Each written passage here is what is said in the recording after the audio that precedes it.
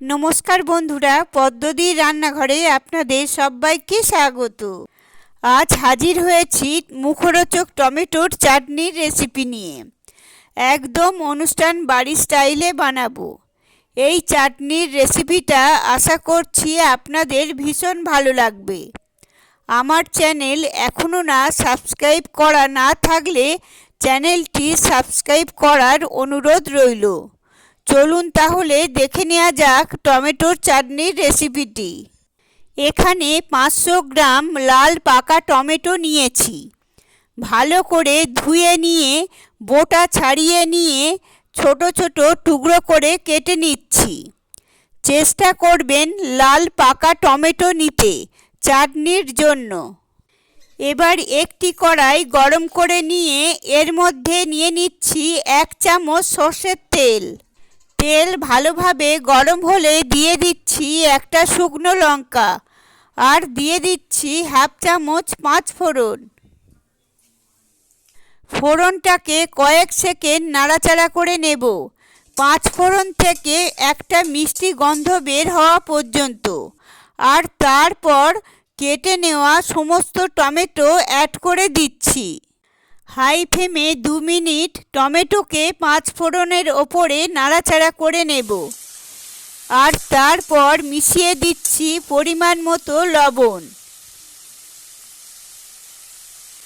লবণ দিয়ে ভালো করে নাড়াচাড়া করে নিয়ে এবার ঢাকা দিয়ে প্রায় 5-6 মিনিট রান্না করে নেব লো ফ্লেমে, যাতে করে টমেটো নরম হয়ে আসে।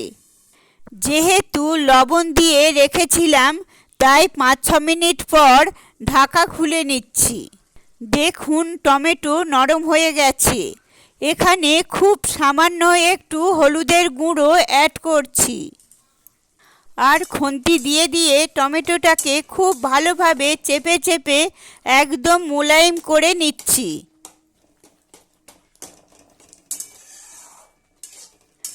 ভালো করে নাড়াচাড়া করে টমেটোকে মোলায়েম করে নেওয়ার পর এখানে অ্যাড করে দিচ্ছি 400 গ্রামের মতো চিনি। 500 গ্রাম টমেটোতে এখানে আমি 400 গ্রাম চিনি মিশিয়ে দিচ্ছি। চিনির পরিমাণটা কিন্তু একটু বেশি দিতে হবে এইভাবে। তবে আপনারা চাইলে সামান্য একটু কম বেশি করে নিতে পারেন নিজেদের পছন্দ অনুযায়ী। চিনি দেওয়ার পর ভালো করে মিশিয়ে নিয়ে ঢাকা দিয়ে আরও 3-4 মিনিট রেখে দেব লো ফ্লেমে, যাতে চিনির দানাগুলো গলে যায়।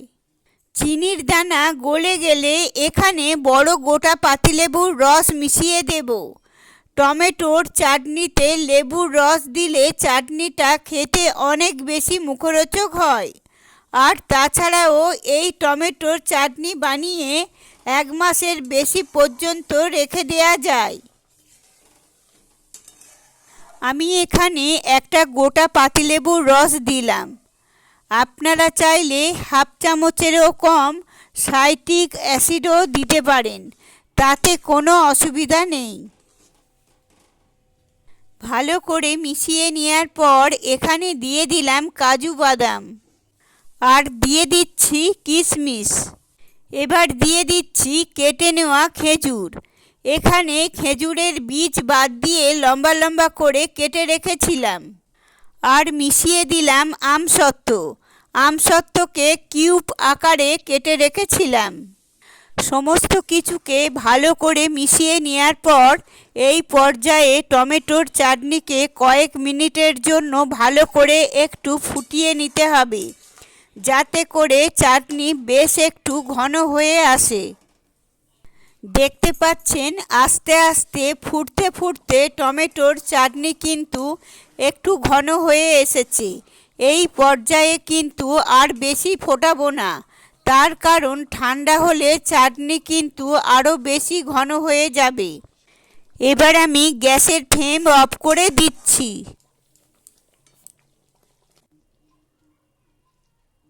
কিছুটা সময় জুড়িয়ে নেওয়ার পর দেখুন চাটনিটা দেখতে কতটা লোভনীয় হয়েছে আর একদম সঠিক ঘনত্বেরও তৈরি হয়ে গেছে।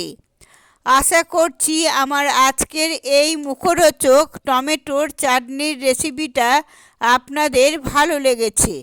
লাইক, শেয়ার, কমেন্ট করার অনুরোধ রইল। আর আমার চ্যানেলে নতুন বন্ধু হয়ে থাকলে চ্যানেলটি সাবস্ক্রাইব করে পাশে থাকবেন।